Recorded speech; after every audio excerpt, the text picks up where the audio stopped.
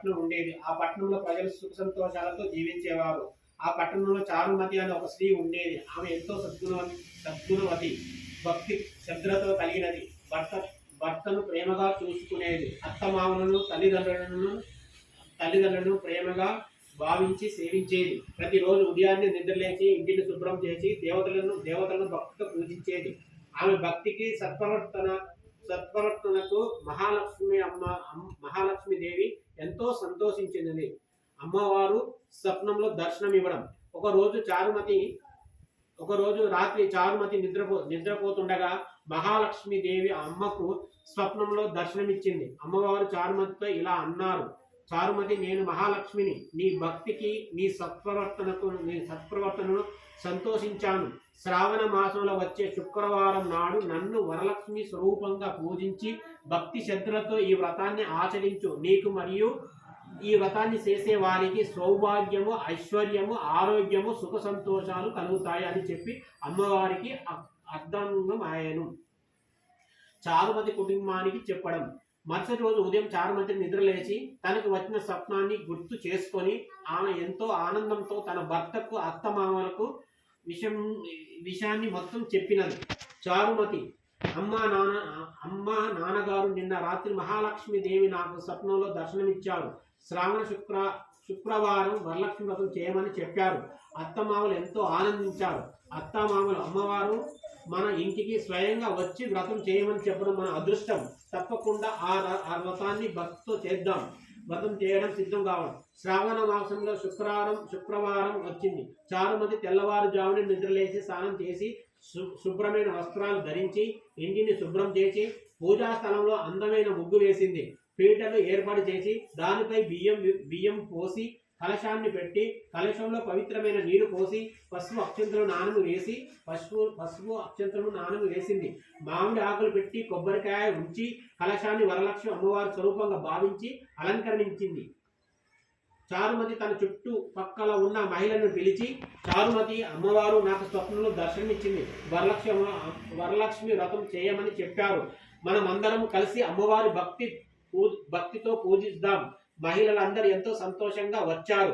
వారందరూ పసుపు, కుంకుమ, పూలు, నైవేద్యాలు అమ్మవారి పూజకు సిద్ధమయ్యాయి. ఫస్ట్ చారుమతి ముందుగా గణపతిని పూజించింది. వక్రతుండ మహాకావ్య సూర్యకోటి సమప్రభ నిర్విణ్య కురుమే దేవ శుభకార్య సర్వదా అని చెప్పి గణపతి పూజకు పసుపు, కుంకుమ, అక్షంతలు పూజలు సమర్పించి పూజ చేసినది. తర్వాత అమ్మవారికి, వరలక్ష్మి అమ్మవారికి పూజ.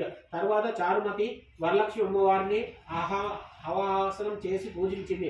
ఓం శ్రీం శ్రీం శ్రీం వరలక్ష్మి నమః అని భక్తితో జపిస్తూ పసుపు, కుంకుమ, పూలు, అక్షింతలు సమర్పించినది. అమ్మవారు వస్త్రము, ఆభరణాలు, పూలమాలు సమర్పించినది. ధూపము, దీపము చూపించినది. తర్వాత నైవేద్యం పెట్టినది. వరలక్ష్మి అమ్మవారిని పూజించడం చారుమతి చేతులు జోడించి ఇలా ప్రార్థించింది: అమ్మ వరలక్ష్మి, మా కుటుంబానికి ఆరోగ్యము ప్రసాదించుము. మా ఇంట్లో ఎల్లప్పుడూ సుఖ సంతోషాలు ఉండేలా చూడు. మా కుటుంబానికి ఐశ్వర్యము, ధనధాన్యాలు ప్రసాదించుము. మా సౌభాగ్యాన్ని ఎల్లప్పుడూ కాపాడు తల్లి. అక్కడ ఉన్న మహిళలందరూ కూడా అమ్మవారిని భక్తితో ప్రార్థించారు. ప్రార్థించి తర్వాత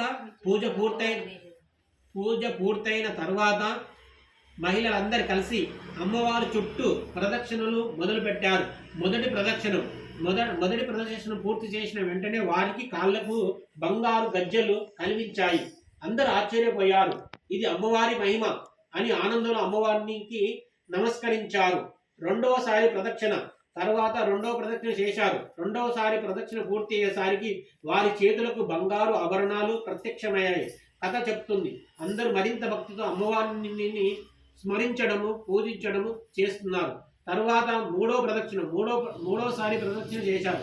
మూడోసారి ప్రదక్షిణ పూర్తి అయ్యేసరికి వారి ఇళ్లలో ధనధాన్యాలు, సంపద, సుఖ సంతోషాలు కలిగాయని పురాణ కథ చెప్తున్నది. చారుమతి అమ్మవారి ప్రార్థన. ఇంతటి అనుగ్రహం చూపిన చారుమతి గర్వపడలేదు అని చేతులు జోడించి, అమ్మ, ఇది మా గొప్పతనం కాదు, నీ కరుణ వల్లే మాకు ఈ అనుగ్రహం లభించినది. మా కుటుంబం ఎల్లప్పుడూ నీ భక్తితో, ధర్మంతో జీవించేలా ఆశ్వరించండి అని ప్రార్థించండి. కథ యొక్క ముఖ్యాంశం: వరలక్ష్మి అమ్మవారు, వరలక్ష్మి దేవి భక్తితో పూజిస్తే ఇంకా పొడుగుంది. కుటుంబంలో వరలక్ష్మి దేవి భక్తితో పూజిస్తే కుటుంబంలో సుఖ సంతోషాలు, సౌభాగ్యము, ఆరోగ్యము, ఐశ్వర్యము, ధనధాన్యాలు, కుటుంబ శాంతి కలుగుతాయని భక్తుల విశ్వాసం. సర్వమంగళ మాంగళ్యే శివే సర్వార్థ సాధికే శరణ్య త్రయంబకే దేవి నారాయణ నమస్తుతే. ఓం శ్రీ వరలక్ష్మే నమః. ఓం శ్రీ వరలక్ష్మే నమః. ఓం శ్రీ వరలక్ష్మే నమః. ఓం శ్రీ వరలక్ష్మే నమః. ఓం శ్రీ వరలక్ష్మే నమః. ఓం శ్రీ వరలక్ష్మే నమః. ఓం శ్రీ వరలక్ష్మే నమః.